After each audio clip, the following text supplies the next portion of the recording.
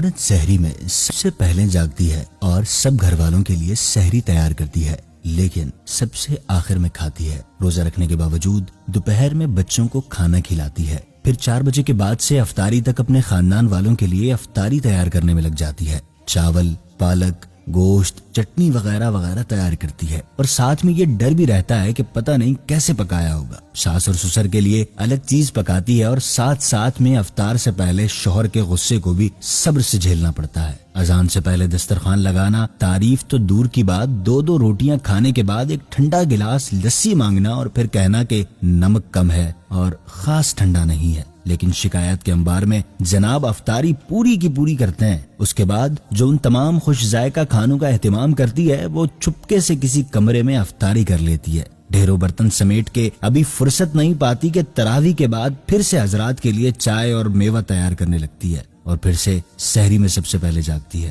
اگر خدا نخواستہ نہ جاگی اور سحری لیٹ ہو جائے تو سب خاندان کا نزلہ بیچاری عورت پر گرتا ہے، سارا دن تانے سنتی ہے۔ آپ سب سے درخواست ہے کہ گھر کی ساری عورتیں، خواہ وہ ماں ہو، بیوی ہو، بیٹی ہو، بہن ہو یا کوئی اور رشتہ ہو، ان کا لازمی خیال رکھیں، آخر وہ بھی ہماری طرح انسان ہے۔